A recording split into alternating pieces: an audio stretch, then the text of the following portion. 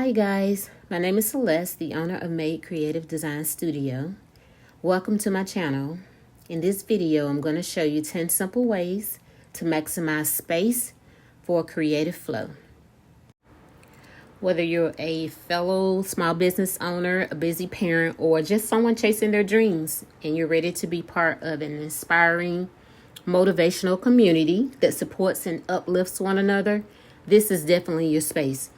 Please consider subscribing to my channel and join me as I document balancing my small business journey and this beautiful chaos of everyday life. Let's get started.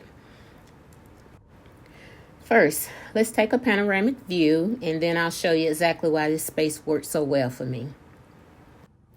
This is where I get my best work done, and I'm excited to show you guys around and share my tips on maximizing a small space for creativity and productivity.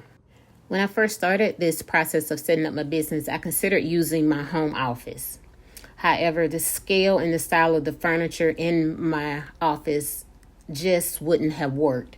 When I designed the office space, I had in mind more traditional office tasks, not for the creative hands-on work I need to do for my business. Plus, I wanted to keep my work from home projects and my grad school studies separate from my small business space to stay organized and maintain productivity.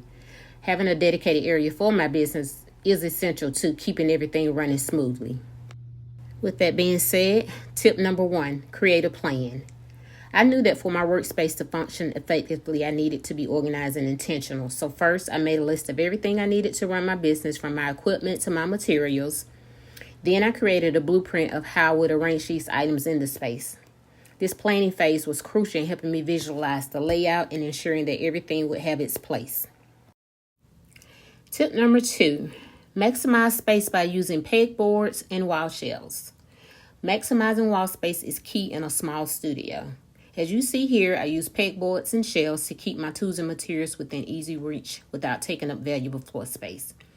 The pegboards are perfect for hanging smaller tools and supplies, keeping them organized and visible. The shelves are great for storing larger items and decorative pieces. By using vertical space, I've kept the room functional and open, making it feel larger than it actually is.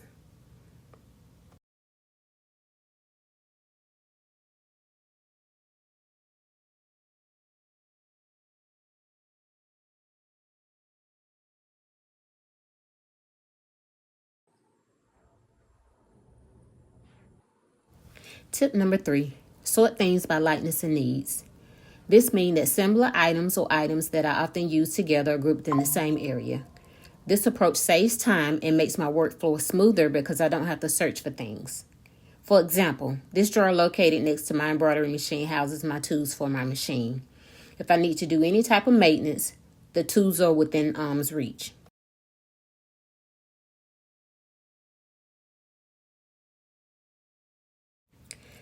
My heat press and my mug press are located in the same section, along with some of the accessories I use to customize my tumblers and mugs. Here I use this stand I bought from Home Depot to house my silhouette, my printers, and a few other items. It was mainly purchased for my printers so that they could be housed together. Each printer serves a different purpose. However, I love that I can keep them all together and I have room for more if needed. I also use this stand to store my different printing papers, such as my sublimation sticker paper and regular printing paper. This section here serves as my packing station. It's simply 2 modular mobile panel tiles from Michaels with an IKEA tabletop. I use it to store any of my packing supplies I may need for my business. As you can see, I have my label printer, tape, labels, and different things I may need for shipping within reach without having to shuffle around or dig in drawers to find what I need. I especially like how I have the different sections for different poly mailers or boxes as I need them. I also mounted a leg in the back for support. Right here you will see also my content creation supplies as far as my cameras and tripods. Once again, just accessible. That brings us to tip number 4. Use white or light colored furniture. White reflects light which helps make the space feel larger and less cluttered. I opt for affordable furniture pieces from IKEA. These pieces not only look clean and minimalistic, but are also budget friendly and modular. So you're able to change them or add to them as you grow. I also want to add that these pieces are easy to clean if you're working with different mediums like paint or glitter or things of that nature. This furniture is easy to wipe down. Tip number 5, try to keep your floor space open. To prevent the room from feeling cluttered, I made sure to leave as much floor space open as possible. This gives you space to breathe, especially when you're trying to foster creativity. Number 6, incorporate your favorite decor or art pieces without going overboard. Having inspirational wall art and decor is essential for me. I chose pieces I felt would keep me inspired and motivated, but not overstimulated. For my curtains, I chose these sheer sequin panels I found on Amazon. They're fun yet elegant and still allow me to add some color while keeping the space light and airy. I was considering a neon light or an acrylic logo sign like you often see in creative spaces, but instead opt to hang a sleek mirror with my logo.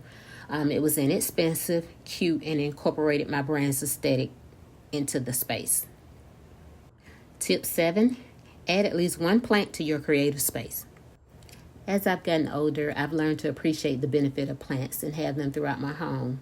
Plants are great for a workspace because they purify the air, reduce stress, and even boost your mood.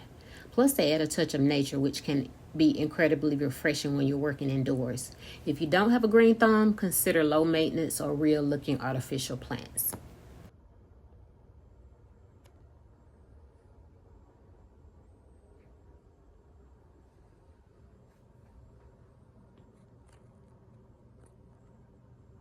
Tip number 8, hang your vision board.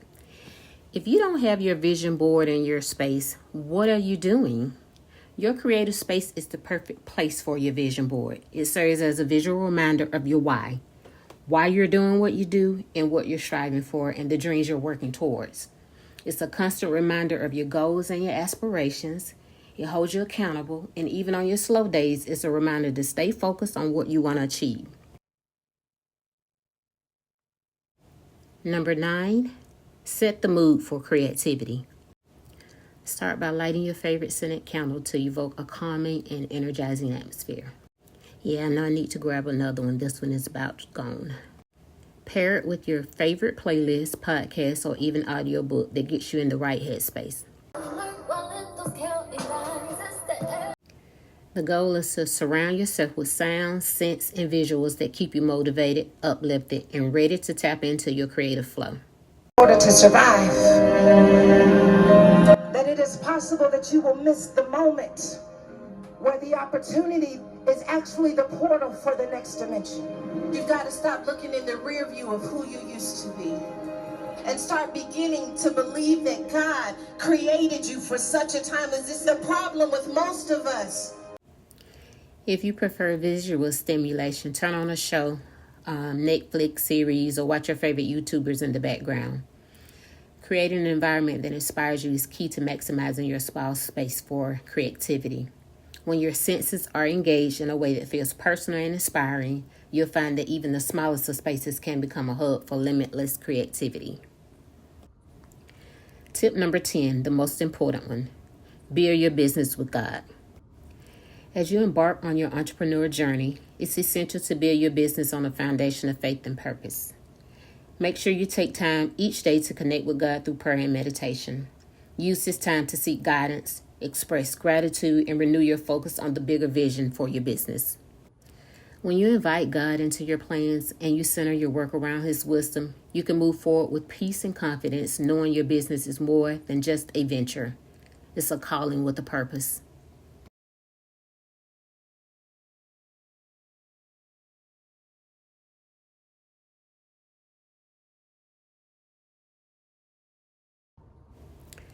I have this prayer that I pray over my business, which I framed and hung as a daily reminder that I don't have to do it alone. This prayer serves as my anchor, especially on those challenging days. I start my day with this prayer asking for guidance, strength, and ability to serve others through my work.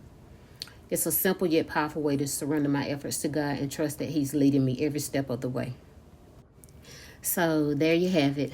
10 ways to maximize your small studio space to create a productive and creative environment.